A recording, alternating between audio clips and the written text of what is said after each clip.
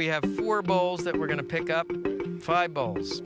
So, I'm not gonna tell you what order I'm gonna do it. We're gonna see how intuitive you are. Yes, we are. Brick oven pizza, what? Then sprinkle the pizza with grated, then sprinkle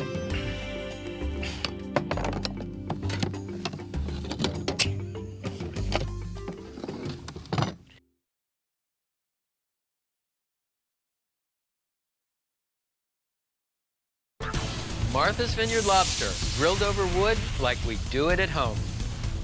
Texas Clod, move over brisket. It's the beef Texans keep for themselves. Puerto Rican pork shoulder, studded with garlic and glazed with annatto oil.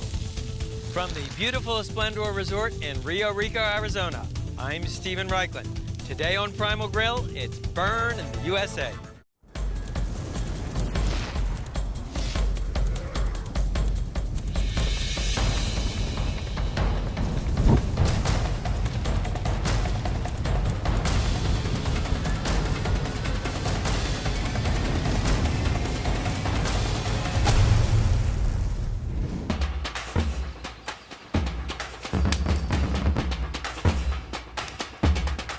Allow me a bit of chauvinism. People grill all over Planet Barbecue, but nobody does it better than we do here in America. That's because we have 2 distinct grilling traditions: the high heat method known as direct grilling and the low, slow, smoky, indirect method known as true barbecue. So with a tip of the hat to the boss, today we're going to burn in the USA. So let's get the sauce ingredients. Yeah, we need a basting brush. So, Stephen, let's do this. When I'm not traveling Planet Barbecue, I spend a lot of time in Martha's Vineyard. Of course, we grill, and the first thing we grill is seafood, even lobster. Specialty lobster. The high, dry heat of the grill gives you a complex flavor you just can't get from boiling. Now, in the vineyard, we use live lobster. Some people may find the act of cutting a live lobster open disconcerting, so what you can do is parboil the lobster for 3 minutes. That's what we have here. What you want to do first is cut off the claws. They cook longer than the lobster body, so we'll cook them separately. Next, using a large knife, you want to cut through the belly of the lobster. You cut to, but not through, the top shell, and you want to just butterfly the lobster open like this. And if you find the vein, you can just pull it out and discard it. So here's our lobster. This is a great trick for keeping grilled lobster moist. You want to collect the juices in a bowl, and I'll show you how to use them in a minute. Now, next step, a little melted butter. Brush the inside of the lobster. This green stuff is called the tamale. It's the lobster's liver, and New Englanders consider it a delicacy. Next, season the lobster with this beautiful coarse sea salt and cracked or freshly ground black pepper. We're going to grill the lobsters on a wood-burning grill. And what you do here, just raise the grate with this flywheel, and we're using pecan wood. Lay it on the coals. The beauty of grilling with wood is that wood gives you not only heat, but a smoke flavor. First, place the large lobster claws.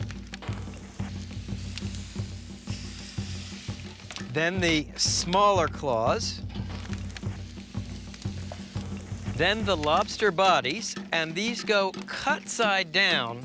The idea here is you sear the meat for a couple of minutes, and then turn the lobsters over so they finish cooking in the shells.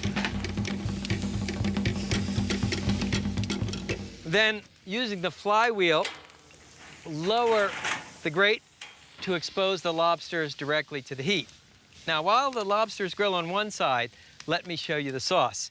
It's very simple: melted butter, a couple of cloves of crushed garlic, we have finely chopped flat leaf parsley, chopped fresh tarragon, and chopped fresh chives. And we'll simply place the pot directly on the grill, cook these ingredients together. This will make a great simple sauce for the lobsters. Once the lobster claws are cooked on one side, just turn them over in the order in which you put them on the grate. Cooking time on the claws is about 4 minutes per side. Remember, every grill will have hot spots and cool spots, so if you want to get that butter sauce a little hotter, you can just move the pan to the back of the grill. And to make sure the lobster cooks evenly, you can just sort of move the logs around so you have an even heat under each lobster. Now, what I'm looking for here is that the cut part of the lobster will be browned. Don't forget to stir your sauce. Don't want it to brown. I just want the herbs to be fragrant and aromatic. Okay, and once this mixture is sizzling and the garlic has lost its rawness, just transfer your sauce to a trivet. When it comes to cooking lobster, most people think of boiling or steaming. And these are great ways to cook a lobster. But I love grilling, because I love especially grilling over wood, I love the kind of smoke flavors and dry heat searing that you get when you grill a lobster. For me, grilling actually brings out the intrinsic sweetness of a lobster. And at this point, do you want to swap out some lobsters? What I'm going to do now, remember these lobster juices we saved? They go back on top the cooked part of the lobsters. Come to me a little bit on this, and go. Okay, so just turn the lobsters over. You can see the meat inside the tail is nicely browned. Then what you want to do with these reserved lobster juices is you can just pour a little over the lobster meat, and they'll cook thanks to the hot meat. Then you want to continue cooking the lobsters until the meat is all the way cooked through. I check the doneness by poking. It will feel firm to the touch. You can baste the lobsters with a little bit of your herb butter.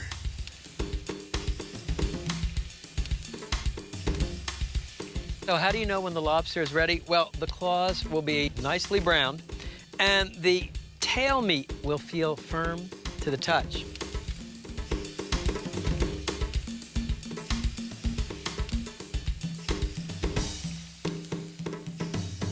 So let's see how we did. Take a claw and a lobster body.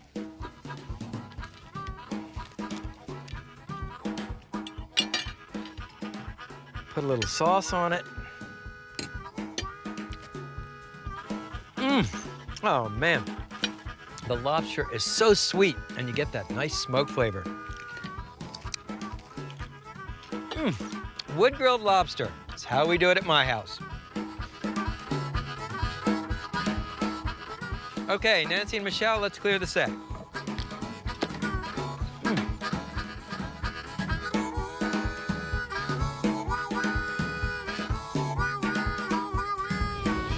Everybody knows about pork shoulders. Well, beef shoulders, probably 4 times as big.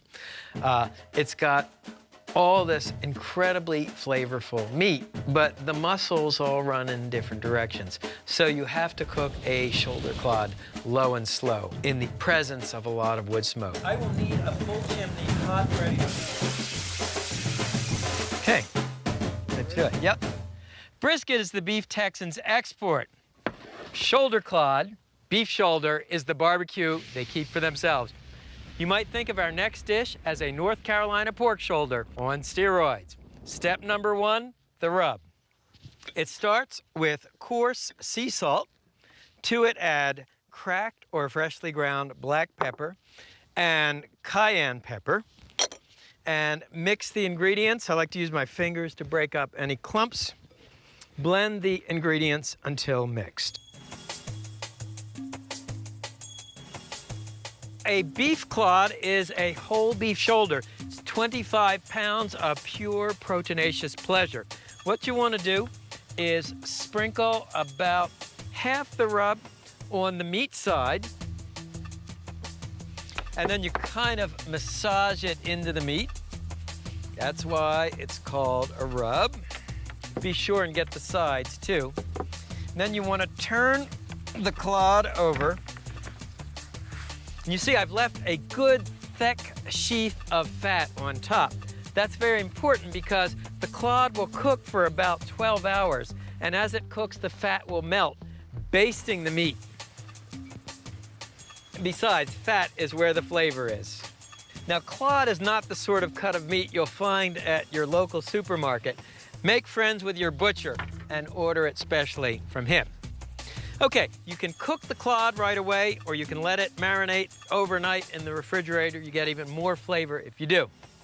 There are a couple of options for cooking the clod. The traditional device in Texas would be an offset barrel smoker. It's made out of oil pipe, and it's called an offset smoker because it has a firebox that is slightly offset from the main smoke chamber.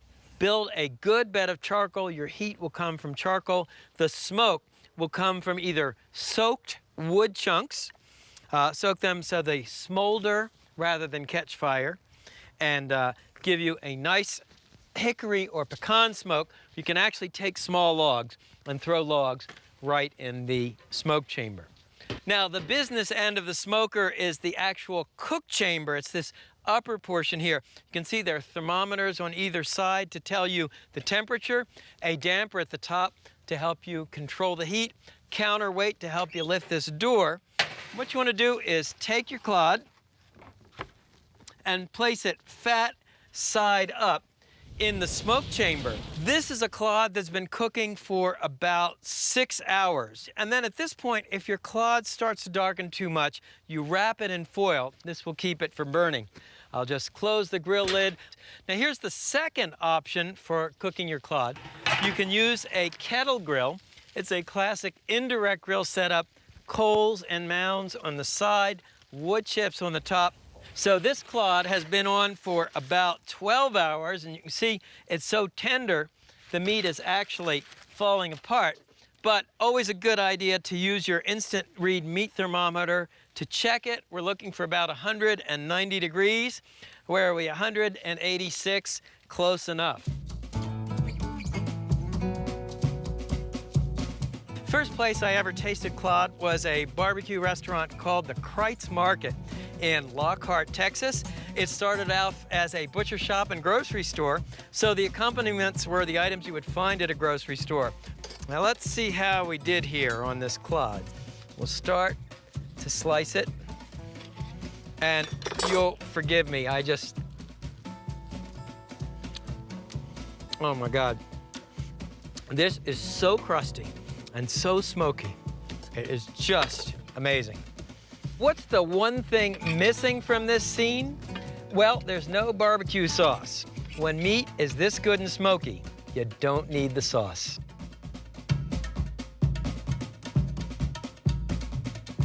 I'll take a slice of white bread, a little cheese, and some jalapenos, and pickles, onion, and a slice of clod.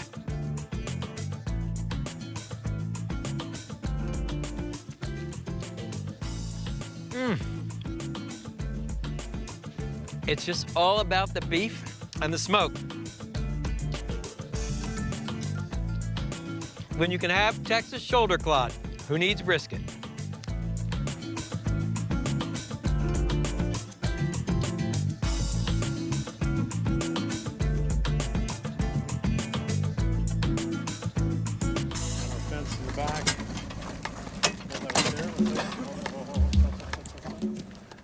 If America is a nation of barbecue fanatics, we owe it to the Caribbean. After all, it was there that the Taino Indians developed barbacoa. Our last dish pays homage to the Caribbean-American connection. Puerto Ricans call it lechon asado. I call it paradise on a plate. And it starts with a skin-on 7-pound pork shoulder. Now, the cut of shoulder you want, if you can find it, will be the foreshank. This is sometimes called a picnic ham. It has part of the foreleg, and you want, ideally, a pork shoulder with the skin on. Here's what you do. First, cut through the skin on the bottom, and then you want to just peel it away from the meat. Because what we're going to do is actually we're going to flavor the pork under the skin and then spit roast it with the skin on. As you travel around the Puerto Rican countryside, you'll find lechon asado at roadside barbecue joints. Once the skin is pulled back, using your knife, you want to make a series of holes in the pork. Then in half the holes, you want to insert slivers of garlic. And in the other half the holes, you want to insert sprigs of fresh oregano. Next, the rub. The rub is a variation on what Puerto Ricans call sazon. It starts with salt, dried oregano, garlic powder, black pepper, and dried sage. Mix the ingredients for the rub with your fingers and use it to season the pork on all sides.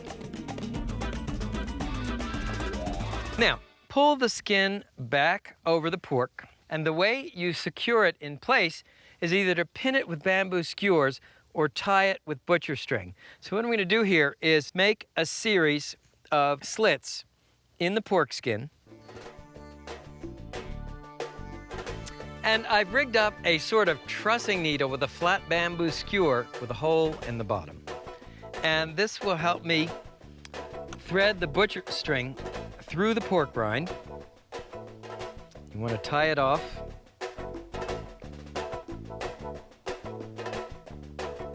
And then bring the string around the pork roast and secure the skin from the other side. And you can come around back to this side and pin the skin.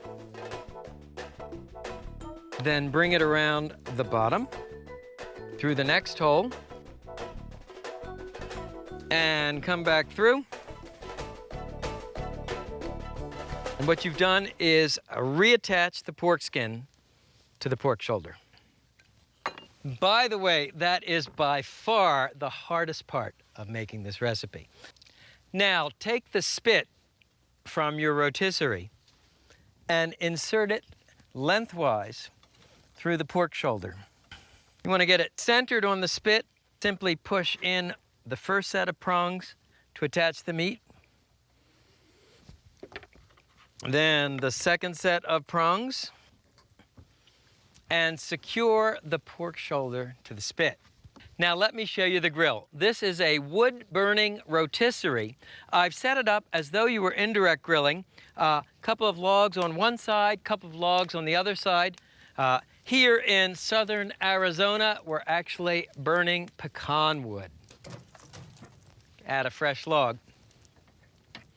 Take the rotisserie spit and insert one end in the socket and the other end right here, and switch on the motor. It's going to happen, the pork roast is going to gently spit roast. The lateral heat will crisp the skin, cook the meat. Juices will drip in the center. Cooking time, 2.5 to 3 hours. Meanwhile, let me show you how to make the annatto oil for basting. Get our first swap out. Ready? Coming over your head. Let's clean up, get rid of everything under here. One of the secrets to a great lechon asado is to baste the meat with annatto oil. Annatto, sometimes called achiote, is a rust-colored seed with an earthy flavor native to the Caribbean. So, add oil to a saucepan, and then add the annatto seed, and cook the mixture over a high heat until the seeds sizzle and crackle, and the oil is a bright orange. Annatto was an indigenous Caribbean seasoning. It was used for cooking, but also as a sort of early sunscreen. Once the annatto oil is rust-colored, pass it through a fine mesh strainer into a bowl. And use this orange fragrant oil for basting your lechon. You can see this is after about an hour of cooking. The annatto oil helps the skin crisp, gives you an incredible color, and also a distinctive Caribbean flavor. While the roast finishes, let me show you how to make the barbecue sauce.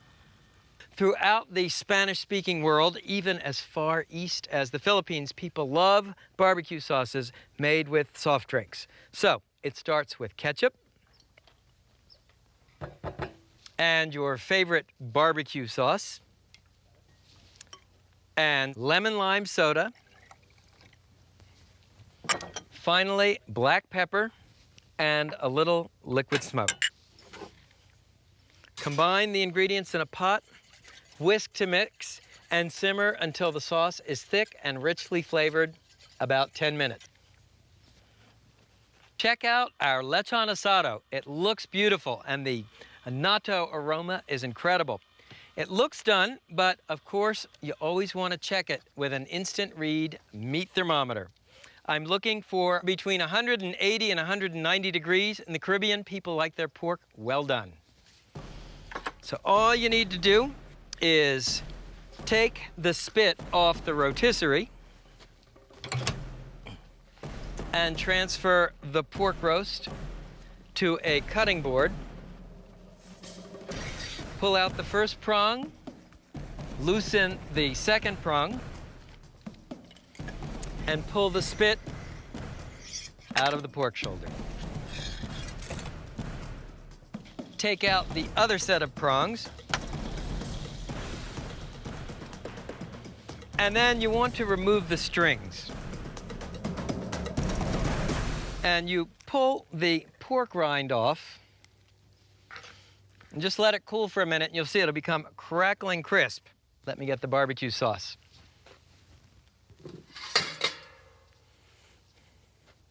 So here is our lemon lime soda barbecue sauce. And let me carve the pork. The knife glides through the meat like butter.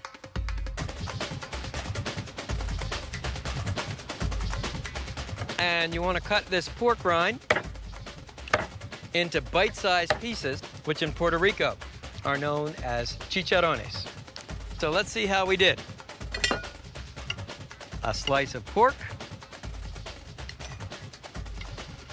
a slice of the rind, a spoonful of our barbecue sauce,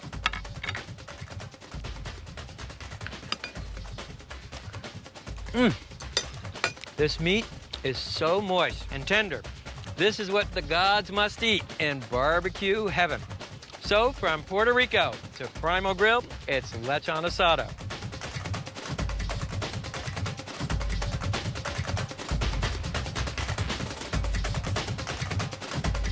So that brings today's show to a close.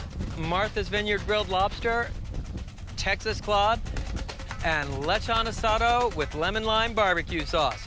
It's burned in the USA. AJ, it is absolutely brilliant.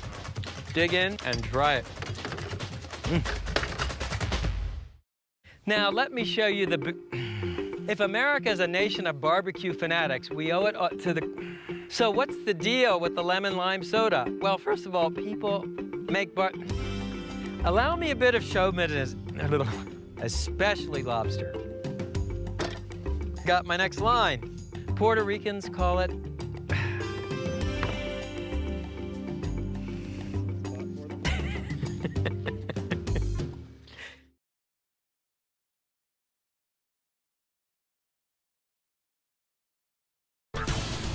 Indian puff pastry, naan with a twist, literally. Tandoori salmon, America's favorite fish roasted in India's traditional grill. Chicken tikka, shish kebab, Indian style, slathered with spice and hot from the tandoor. From the scenic Esplendor Resort in Rio Rico, Arizona, I'm Stephen Reichlin. Today on Primal Grill, it's Bombay Blast and the grilling of India.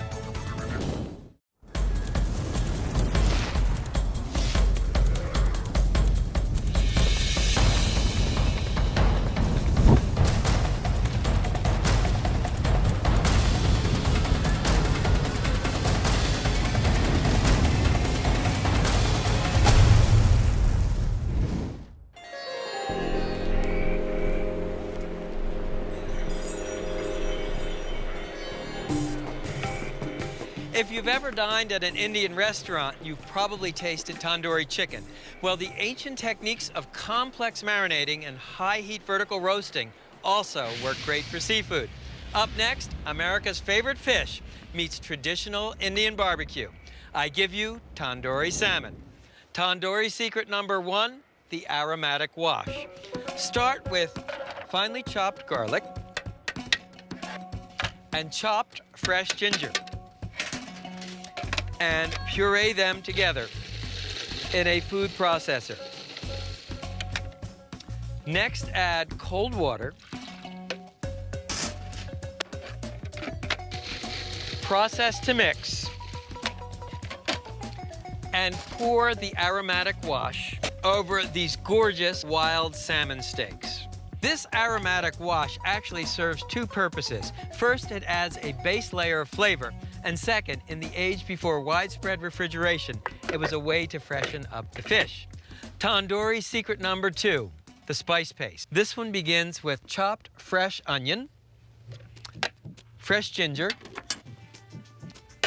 fresh garlic, salt, freshly ground black pepper, turmeric, ground cumin, and a spice you may not be familiar with. It's called ajwain. It has a kind of bitter, licoricey flavor. Caraway seed makes a great substitute. Now, grind these ingredients to a coarse paste, running your processor in short bursts. In India, they have these giant lava stone spice grinders that are powered by electric motors. Next, you want to add a whole egg, then add strained yogurt or thick Greek-style yogurt.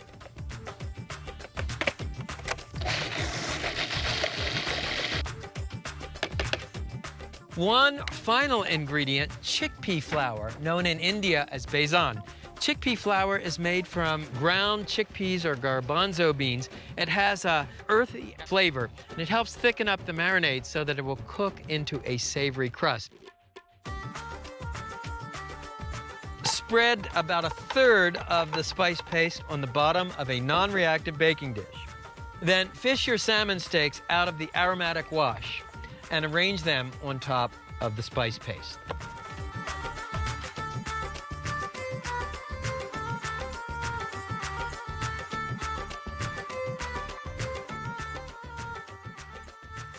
Marinate the salmon in the refrigerator for 4 to 6 hours. Meanwhile, let me show you the tandoor. It's the newest addition to the Primal Grill collection, and I am absolutely thrilled to have it.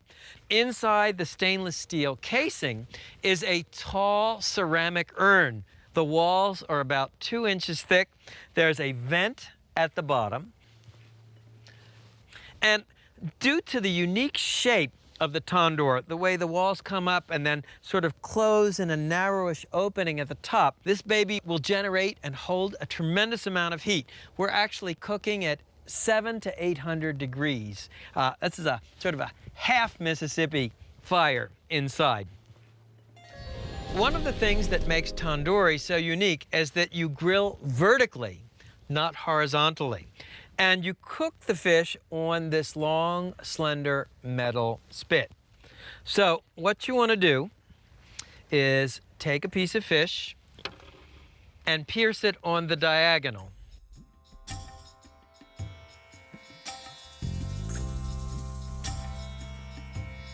And to keep the salmon steaks from sliding off the skewer, place an onion at the end. Let me wash my hands.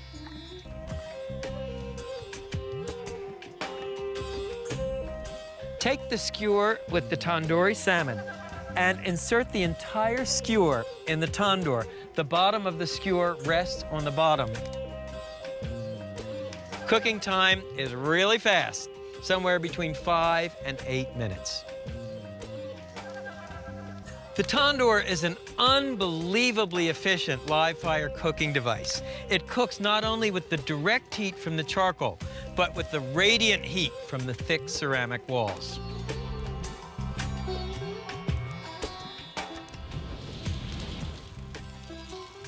So how do you know when the fish is done? If you look closely, you can actually see the juices bubble.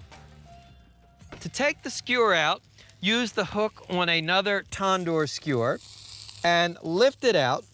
And Indian restaurants will always have a rack for hanging the tandoor. And traditionally, the tandoori meats are hung, rested for a few minutes, and then put on the platter and served. Be very careful not to touch the tops of these hooks. They are excruciatingly hot. Take it from me. So how do you make tandoori salmon if you don't have a tandoor? I give you another Primal Grill first, tandoori salmon on a gas grill. Skewer the salmon on these wide, flat metal skewers.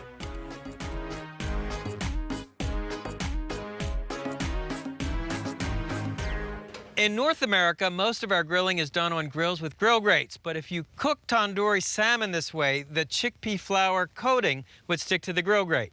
Now, in India, direct grills would not actually have grill grates. They'd be metal box with the coals at the bottom, and you would stretch the kebabs across the sides of the grill. What I've done here is arrange 2 metal bars across the grill grate. So when I take the salmon and I put it on the grill, the fish is actually suspended above the grate. That way the chickpea flour spice paste cooks without sticking to the grill grate. Close the grill. Cooking time here, about 6 to 8 minutes per side.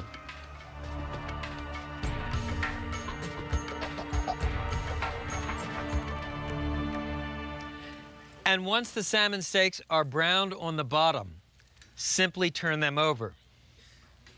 And you can see the beauty of using these flat skewers is that it holds the salmon steaks stable. So we've got another 4 to 6 minutes of cooking. Meanwhile, let's plate up our tandoori salmon. And one final touch, Indians baste tandoori with melted butter just before serving.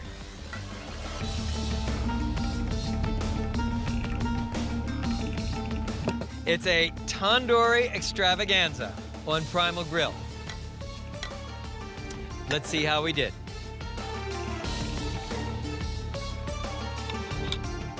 First of all, it's really gorgeous. And if you look, you see that chickpea flour marinade cooked to a hard crust. And the fish is incredibly moist. There's a peppery bite from the ginger, kind of tang of the yogurt. It's like an Indian spice market in your mouth.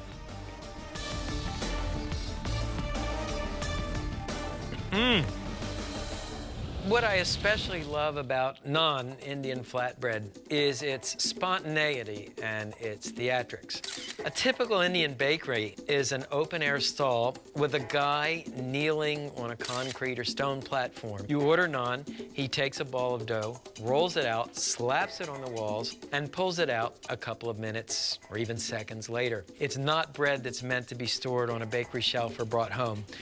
You eat it hot out of the tandoor. Naan was the first food cooked in a tandoor, and to this day, this charcoal flatbread turns up at Indian restaurants everywhere. The flavorings are limited only by your imagination. Step number 1, proof the yeast. Place 1 tablespoon yeast and 1 tablespoon sugar in a small bowl. Then add about 1 tablespoon of warm water. Stir this mixture together and let it stand until foamy, about 5 minutes. Step number 2, Add all-purpose flour to your food processor. Next, add plain yogurt, vegetable oil, and salt. By now, the yeast should be proofed. You can see it foams up like a head of beer. This lets you know the yeast is active. So add the yeast to the processor bowl, followed by approximately 1.5 cups of water. Run the processor until the ingredients come together into a soft, pliable dough.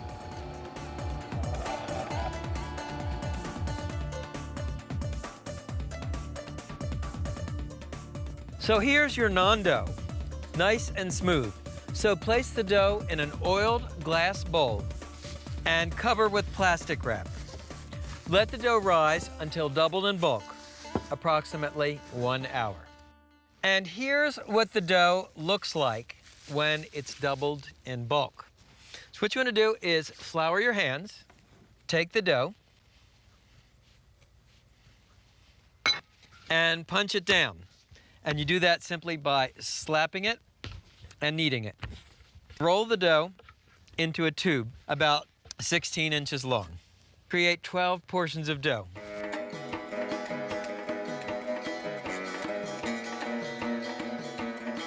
Then roll each lump of dough into a smooth ball and place it on a baking sheet.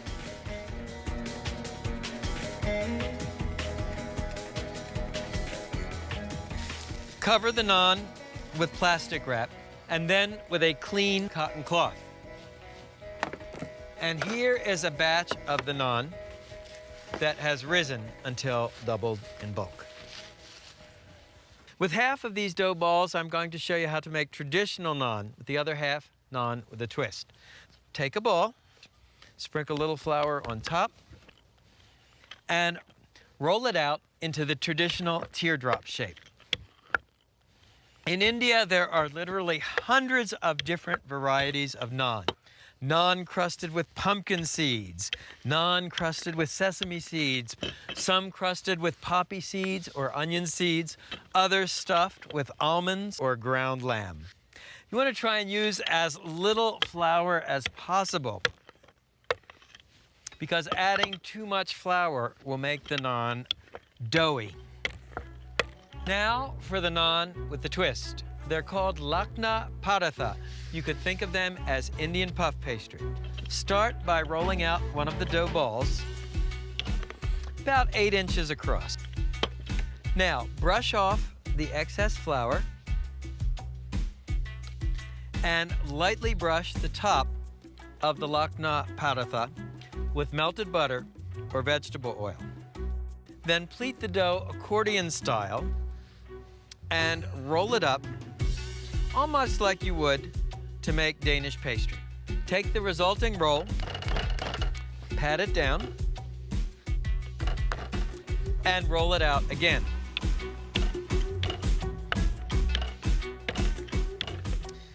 And here's your finished Lakna Paratha.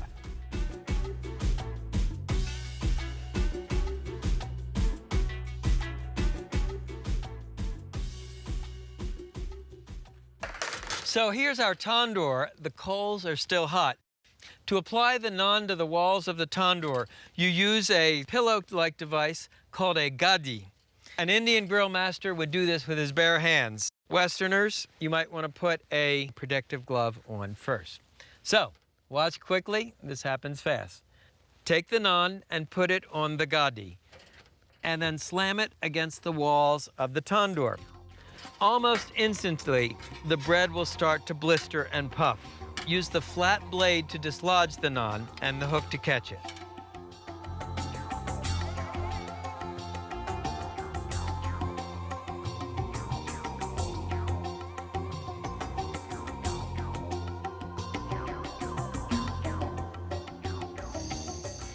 Finally, brush each naan with melted butter and sprinkle with toasted sesame seeds.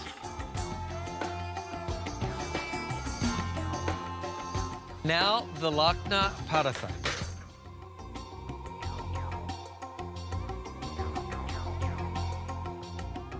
And here's your Indian puff pastry.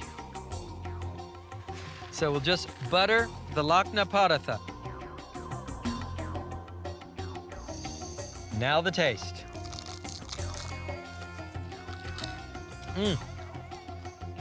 Wow. It is sweet, it is smoky. And check out the puff pastry, how multi-layered it is.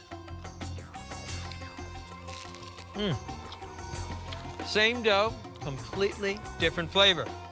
Indian naan, lakna paratha, from the world's oldest barbecue pit, two of the world's greatest breads.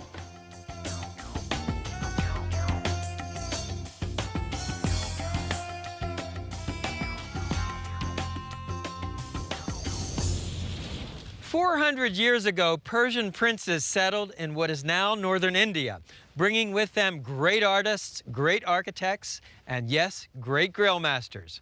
From this period dates the magnificent Taj Mahal, and our next dish, saffron chicken tikka kebabs. Shish kebab as rich as a Persian mogul. And it starts with chicken breasts. Now, on the back of a chicken breast is what's called the tender. You want to remove it so the chicken breast lies flat. Then cut each breast into 1.5-inch squares.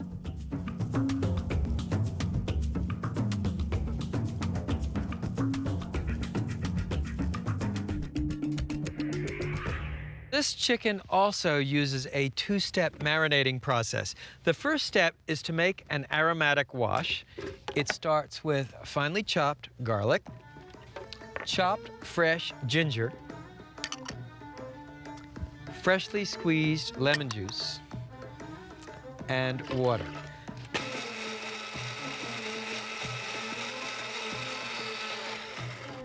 And pour the mixture over the chicken. Now stir the chicken to mix it with the wash. Part of what makes Indian barbecue so incredibly intricate are these multiple layers of flavor.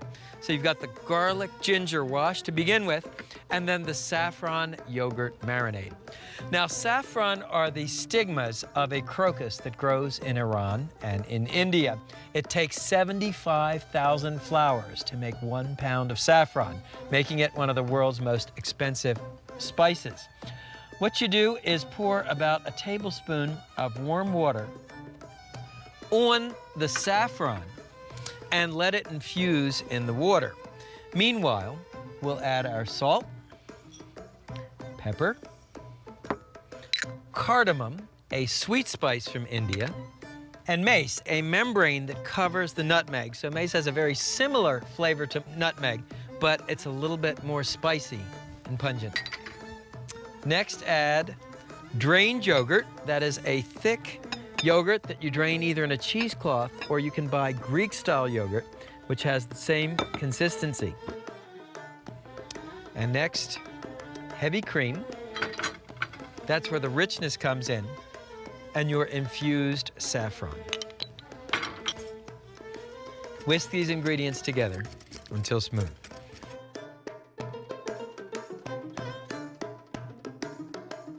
What you do next is drain the ginger garlic wash using a pot lid or a tandoor lid to keep the chicken in the bowl.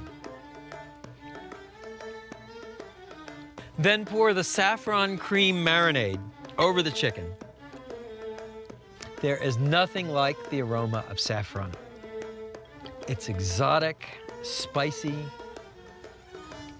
sort of summons up images of caravans of spices traveling from India to the West. And marinate the chicken in the refrigerator for 3 to 6 hours. Okay, let me show you the tandoor. Check this out. This is a tabletop tandoor, small enough for home use. We actually had it air freighted into the set of Primal Grill from India. But like the full-size model, it consists of an urn-shaped clay pot in a stainless steel casing, a vent at the bottom, which you open and close to control the heat. Open, more air, more heat. Okay, let me show you how to put the chicken on the skewers.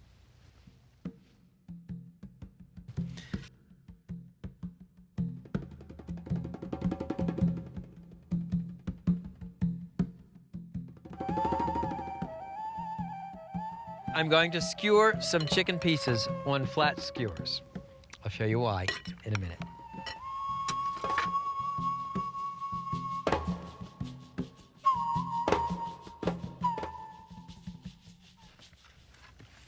And now my favorite part. Lower the skewers into the tandoor, making sure they don't touch.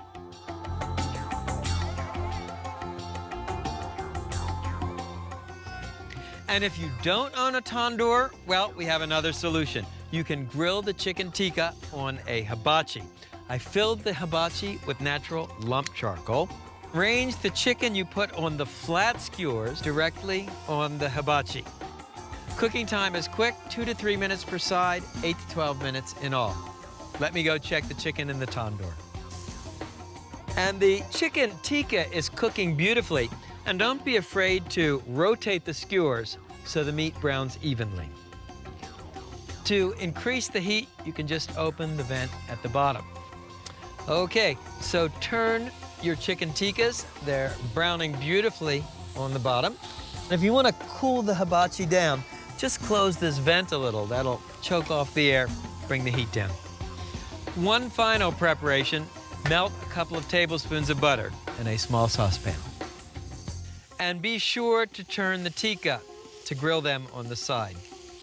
And to check the chicken tikkas for doneness, just give them the squeeze test. Should be firm to the touch.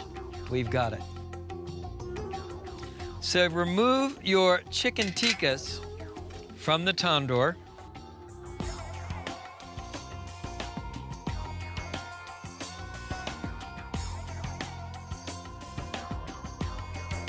And last of all, take your melted butter and baste the chicken tikka. And this butter gives the kebabs a great flavor and a nice sheen.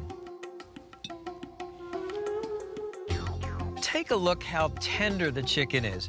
You can actually cut it with the side of the fork. That's thanks to the yogurt, which has a tenderizing effect on the chicken.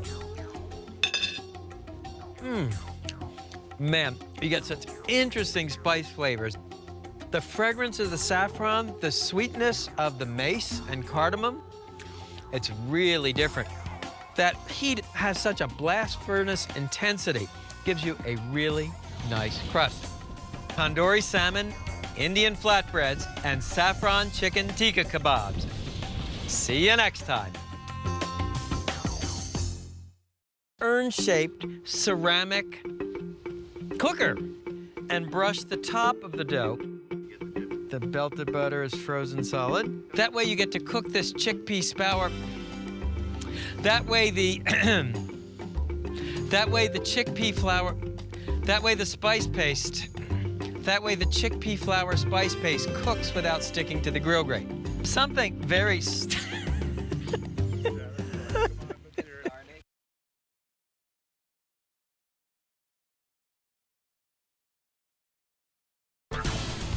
Singapore beef satays, meat on a stick from Asia's Crossroads.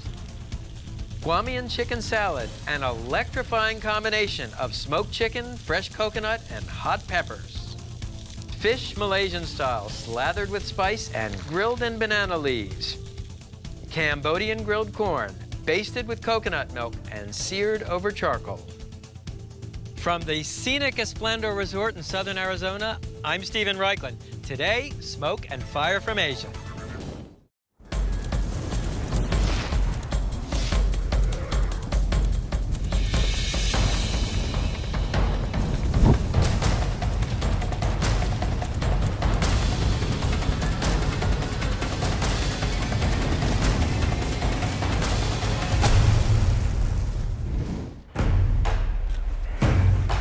Slice it so it looks like that.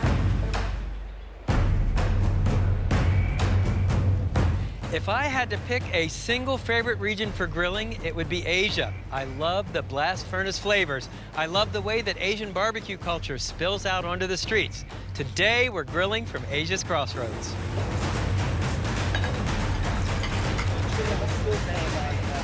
Guam, where the sun rises on American barbecue. That's the slogan of the Guam Barbecue Society and the inspiration for our first dish. Smoked chicken and fresh coconut make this one of the most singular salads on Planet Barbecue. First, the smoker. Now, this is called a water smoker, and I'll show you how it goes together.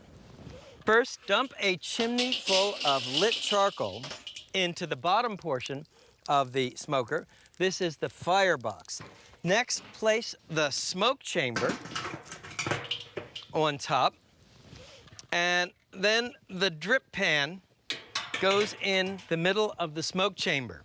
Now add about 3 quarts of water.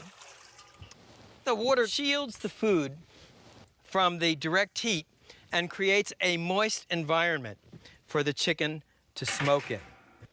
Now let me show you the chicken. And when you're working outside, of course, keep your chicken over ice.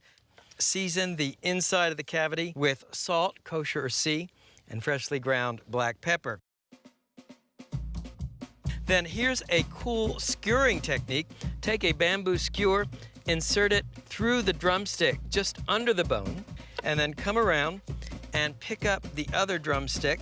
Finally, stand the skewer upright and poke it through the back, and then you can just break off the excess skewer. Fold the wingtips under the bird. Be sure to season the outside of the bird with additional coarse sea salt and freshly ground black pepper. And I have these in a small bowl so I can discard these or use the seasonings for another dish that will be cooked, so I'm not cross-contaminating with my hands. Bring the chicken over and place it on the smoker. And of course, whenever you handle raw poultry, clean your hands in hot soapy water and then hand sanitizer. To finish smoking the chicken, open the door in front of the smoker and insert a couple of soaked hardwood chunks. Place them right on the coals, and you want to kind of lower them onto the coals. Don't toss them in or you'll stir up a lot of ash. Then place the lid on the smoker. You want to open the vent holes to obtain a temperature of about 275 to 300 degrees. Cooking time, 1.5 hours to 2 hours. To get the full effect of this salad, you want to use fresh coconut. And when you buy whole coconut, give it a shake. You want to hear water. If there's liquid inside, it's fresh. Now to crack the coconut open, hold it in one hand and just sort of tap it with the back of a cleaver.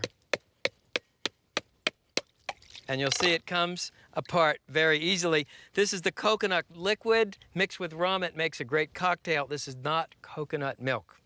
Okay, 3 ways to grate the fresh coconut. With a traditional coconut grater, you sit on a bench with the wood part under your thigh, and you use this to scrape out the coconut. A slightly more high-tech version from India, you simply turn the crank and grate the coconut. And the most high-tech version of all, take a piece of coconut and peel it with a vegetable peeler.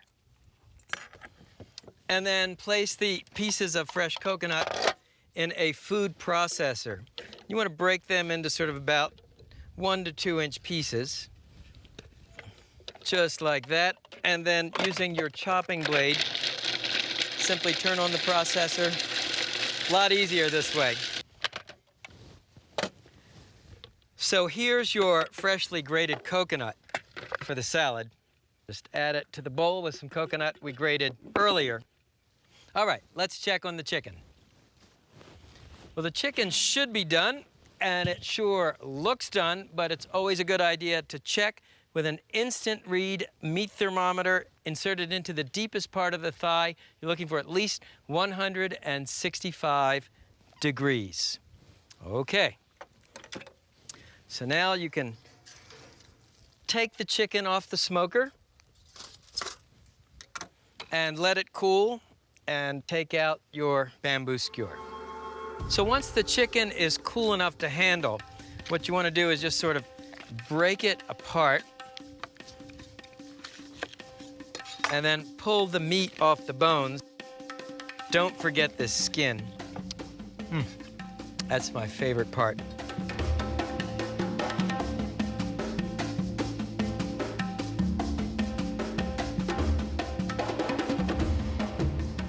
Now all I have to do is add the freshly grated coconut.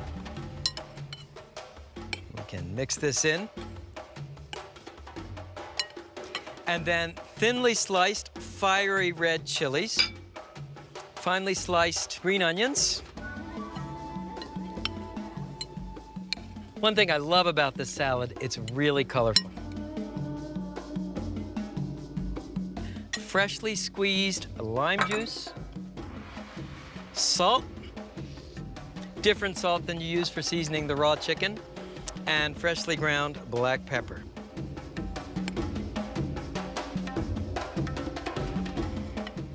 And in keeping with our Asian theme, you can serve the salad on a plate lined with a fresh banana leaf.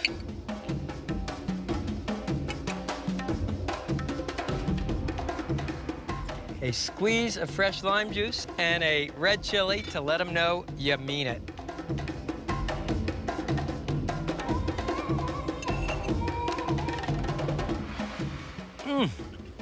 It's hot, it's smoky, it's tart. This salad has everything. This is one of my favorite dishes on Planet Barbecue. It's chicken salad like you've never experienced.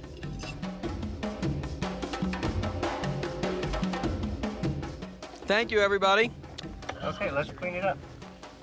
That's pretty good.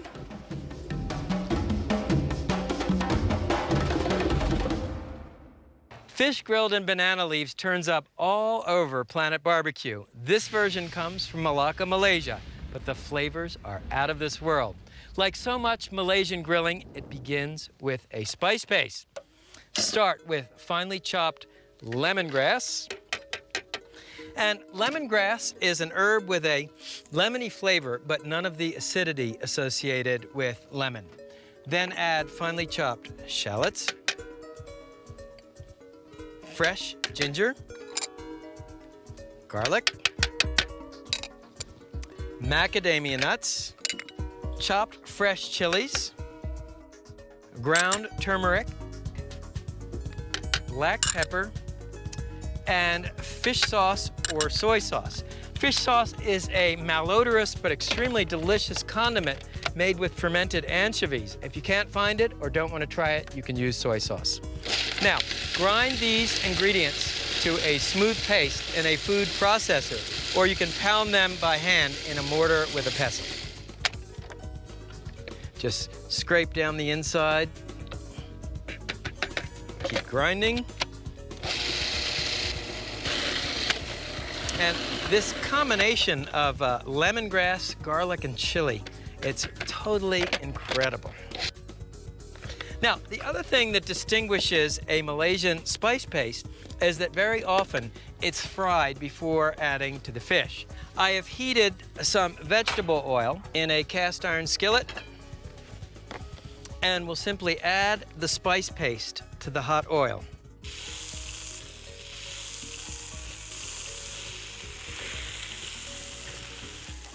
And it's nice to have a grill with a side burner for cooking the spice paste.